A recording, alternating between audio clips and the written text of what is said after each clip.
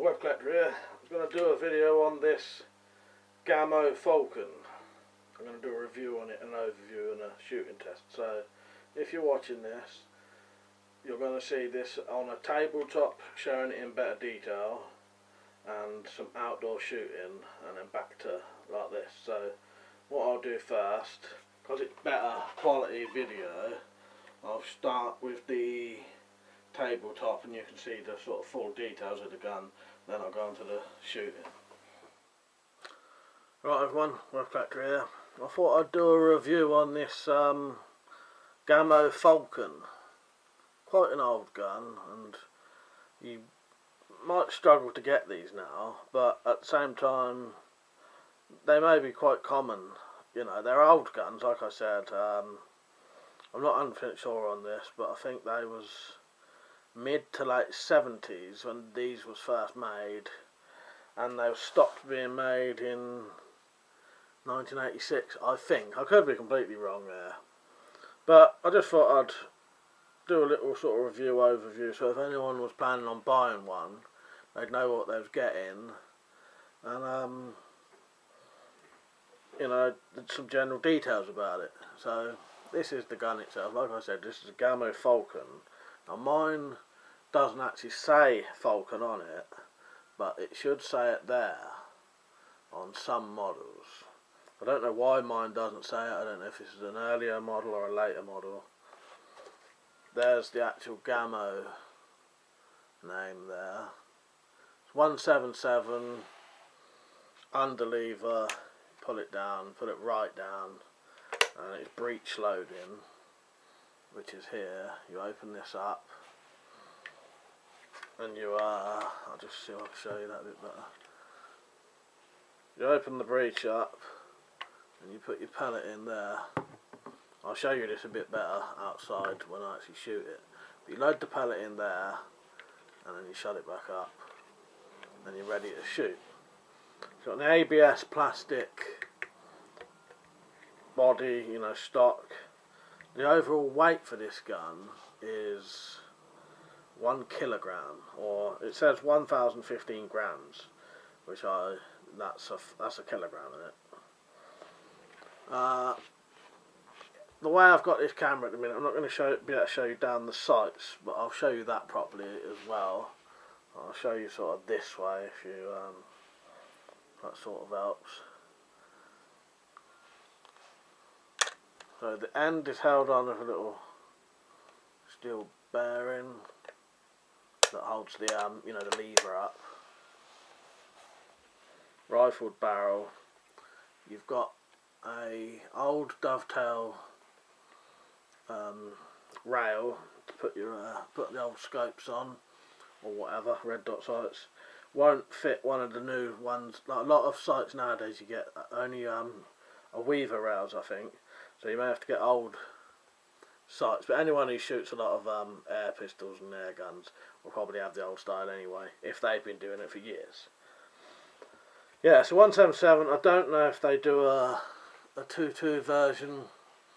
Here's the rear sight, which is fully adjustable. Again, I'll show you the camera down the sights properly later. And the trigger is fully adjustable as well. And it's got a manual safety.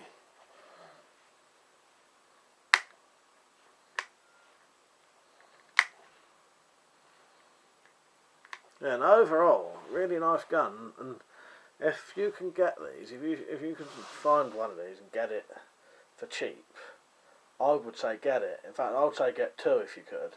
If you can find these cheaper, I'd recommend you do that with any old guns. If you can get hold of any old guns, try and get a couple of them. I had two of these. One wasn't very good condition and one was. So I've sort of used parts from both to make this the better gun. And I've still got all spare parts, you know, like trigger parts and all that, and pretty much everything apart from the stock. On the stock, the other one, it was cracked here and here. That's one thing I recommend you check. Check that these screws haven't been over tightened. They had on the one I bought, and all of this was cracked, and then later shooting it completely broke. But like I said, I was alright because I had another stock anyway. You've got 7-inch barrel, fully adjustable, you know, sights and trigger. Got your mounts for a sight,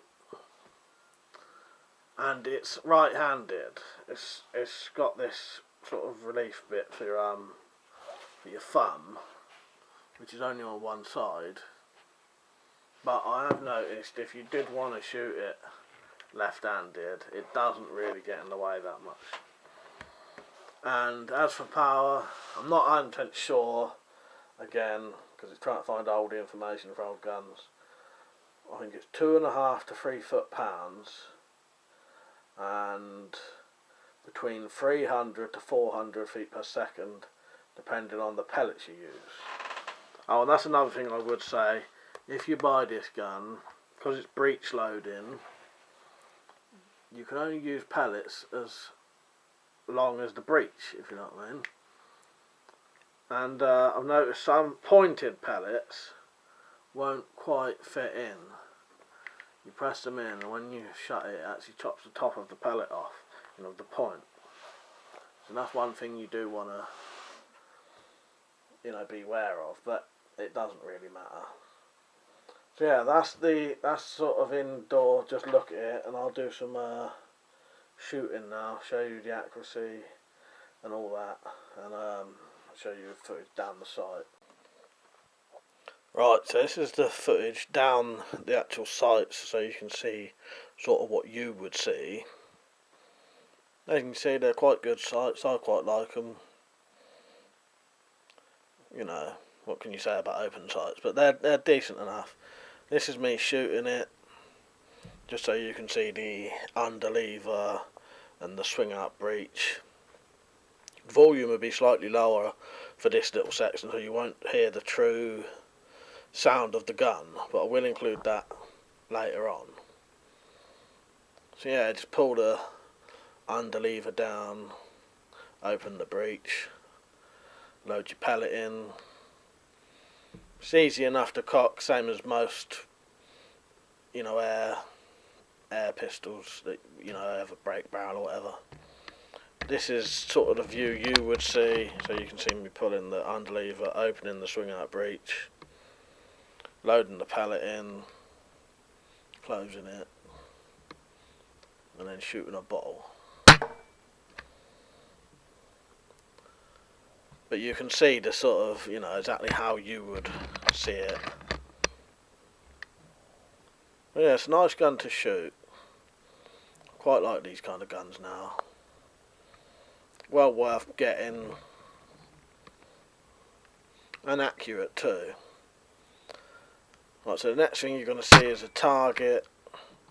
This is about I think it's about 3 inches round, and the black section is about 1.5 inch.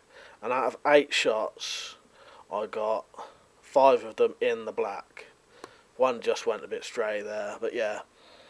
So it's quite accurate. You know, this is 11 meters as well. Right, the next bit of footage you're going to hear is the true sound of the gun.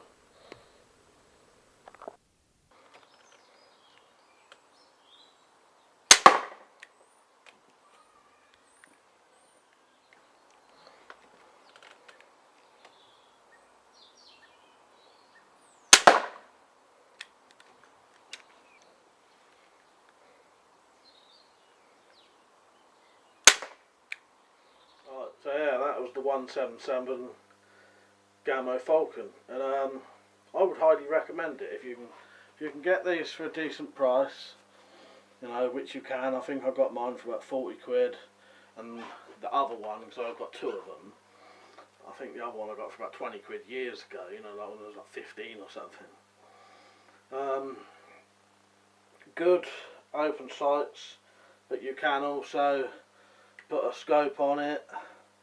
I've even seen one with a magazine that every time you open the breech, it would put another pellet in. But I don't know if that's very rare or a one-off or whatever. You know, I don't really know. That's the only one I've ever seen, but it does exist.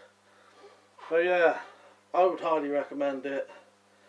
Get a couple of them if I was you, you know, or with any old guns, get a couple of them like I mentioned before. But yeah, fun to shoot. the overall advantages of something like this is it won't run out, you know. Yeah, you know, I would recommend it if you want to do a bit of garden shooting and you want something that you can shoot with all day long. Go for something like this. CO2 is good, and I do like CO2, don't get me wrong, but once you run out of CO2, that's it, you're done. You know, this though, it can carry on. And one other thing I would say about these, safety reasons for them, no, not safety reasons for them, but they're safe to use, these, because it's just their underlever and breech. There's nothing really to catch your fingers in.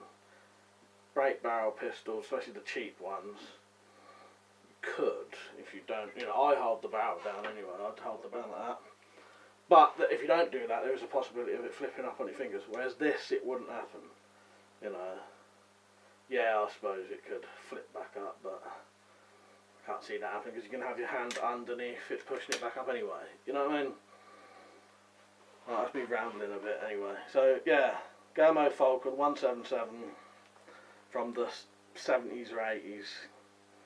Well worth buying if you can get them. Get a couple and then you've got spares if anything breaks. Alright, I hope you enjoyed the video. I hope you found it helpful. Yeah, that's about it. And check out my blog. Link will be below, and there may be some sort of high quality pictures of this and maybe some more info if I can get it.